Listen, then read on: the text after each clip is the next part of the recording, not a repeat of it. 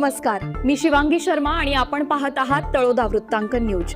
चला जाणून घेऊया आजच्या ताज्या बातम्या। छत्रपती संभाजीनगरमध्ये देवा ग्रुपची जिल्हा कार्यकारिणी जाहीर। सुजित ढोले यांच्या नेतृत्वाखाली संघटनेचा विस्तार।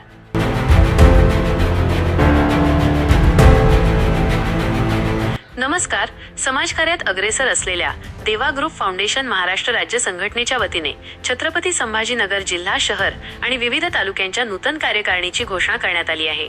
संस्थापक अध्यक्ष सुजित ढोले यांच्या मार्गदर्शनाखाली संघटनेची ताकद वाढवण्यासाठी आणि युवकांचे संघटन मजबूत करण्यासाठी या नियुक्त्या करण्यात आल्याचे जाहीर करण्यात आले।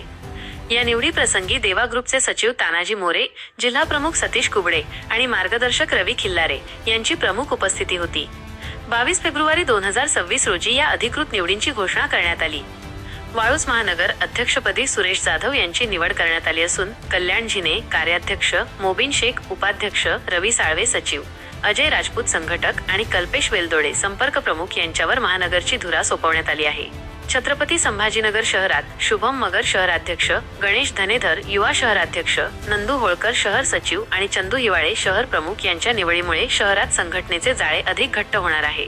जिल्ह्यातील विविध तालुक्यांमध्ये देखील सक्षम नेतृत्वाची नियुक्ती करण्यात आली आहे। सिल्लोड मच्छिंद्रनाथ भावले अध्यक्ष, सतीश जाधव उपाध्यक्ष, मंगेश जीवरक सचिव, खुलताबाद व फुलंब, अविनाश नागे आणि दीपक जिते खुलताबाद, तर समाधान अंभोरे आणि हुजेब पटेल फुलंब्री, पैठण, गंगापूर व कन्नड, संभाजी पाटील थोरे पैठण, सागर गायकवाड गंगापूर आणि अनिल अहिरे कन्नड यांची तालुका अध्यक्षपदी वर्णी लागली आहे। औद्योगिक पट्टा शेंद्रा MIDC अध्यक्षपदी कृष्णा सुलाने, तर अजय लंके लासूर सर्कल आणि निलेश बांगल चिकलठाणा सर्कल यांची नियुक्ती झाली आहे। देवा ग्रुपच्या माध्यमातून समाजसेवा आणि तरुणांचे संघटन अधिक प्रभावीपणे व्हावे हाच आमचा उद्देश आहे। नवनियुक्त पदाधिकाऱ्यांच्या जोरावर आम्ही आगामी काळात जिल्हाभरात देवा ग्रुपचे कार्य आणखी बळकट करू, असे अध्यक्ष यांच्या वतीने सांगण्यात आले आहे।